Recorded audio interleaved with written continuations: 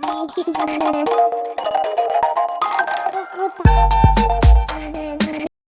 Everyone, इस video में बात कर लेते हैं एनटीपीसी लिमिटेड की क्विकली एनालिसिस देख लेते हैं। चैनल को लाइक एंड सब्सक्राइब करना मत भूलिएगा।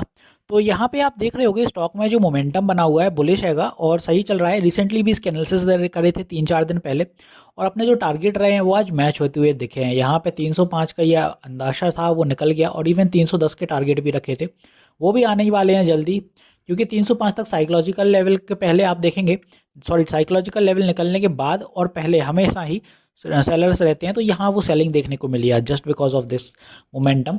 अब यहाँ पे आप देखेंगे कि एक न्यूज़ भी थी, थोड़ी सी न्यूज़ नहीं है बट ठीक है, booming Indian coal demand power rises of state run giants. तो यहाँ पे जो न्यूज़ है उसमें है कि कोल इंडिया एंड एनटीपीसी बहुत अच्छे चल रहे हैं जस्ट बिकॉज क्योंकि कोल की डिमांड बहुत ज़्यादा हाई है इस टाइम पे।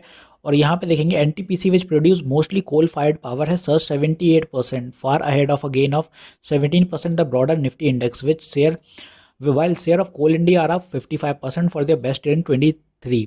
तो यहाँ पे आप देखेंगे दोनों ही स्टॉक सही चल रहे हैं बट एनटीपीसी ज़्यादा बेहतर चलते हुए नज़र आ रहा है। अब यहाँ पे कुछ लेवल्स बताऊंगा, वो नोट डाउन करिएगा। स्टॉक बुलिशनेस दिखा रहा है और अभी आप देखेंगे वन डे टीएफ पे, daily TF and monthly TF पे बुलिश है स्टॉक। कल जो टारगेट मंडे को वो जो टारगेट देखने को मिलेंगे, पहला हर्डल रहेगा 310 का। 310 सस्टेन करने के बाद अपना स्टॉक के बीच आएगा, फिर दूसरा टारगेट रहेगा 325।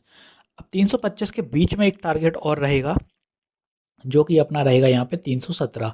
तो 310 निकलने के बाद 317 और फिर 25 डायरेक्टली आप, इसलिए मैंने ऊपर का टारगेट लिया क्योंकि आप देखेंगे साइकोलॉजिकल लेवल के बाद फिर आप डिवाइड किया करिए हमेशा, तो आपको थोड़े बेहतर नतीजे देखने को मिल जाते हैं। 5-5 पॉइंट से समझ नहीं आएगा बट मैं हमेशा ऐसे ही निकालता हूँ, मेरे टारगेट काम करते हैं मेरे लिए, तो आपका पता नहीं बट ऐसे टारगेट निकालना ईजी रहता है। और हमेशा आप देखना लेवल्स भी वही रहते हैं। 305 भी मैंने ऐसे ही निकाला था, कोई अलग से नहीं बताया था, वहीं से रिवर्सल बनाया आज।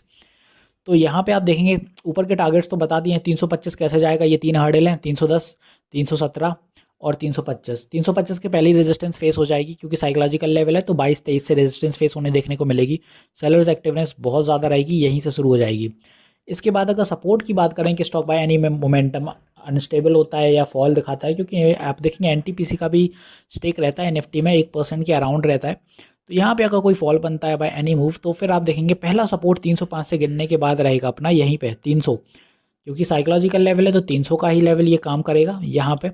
दूसरा 300 अगर सस्टेन नहीं कर पाता है तो दूसरा सपोर्ट यहाँ पे 298 का छोटा ही सपोर्ट है, बट यहाँ पे क्योंकि एक रेड कैंडल की क्लोजिंग हुई, सॉरी यहाँ पे आज जो बुलिशनेस आई है वो यहीं से आई है और जो रेड कैंडल हुआ था वो क्लोजिंग भी यहीं से हुई है, तो दो चीज़ें रहेंगी।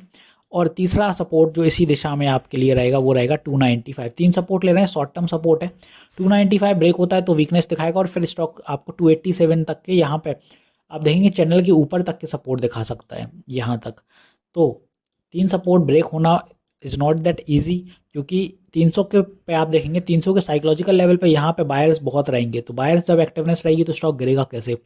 फिर भी अगर है मोमेंटम बनता है अगर गिरने का तो फिर ये कुछ लेवल्स रहेंगे जहाँ सपोर्टिव मूव देखने को मिल सकता है। तो ऐसा चलने वाला है आपका एनटीपीसी ऊपर और नीचे की दिशा में। होपफुली सारी चीज़ें क्लियर होंगी यहाँ पे। मिलते हैं नेक्स्ट वीडियो में। This is me Shubham Yadav signing off.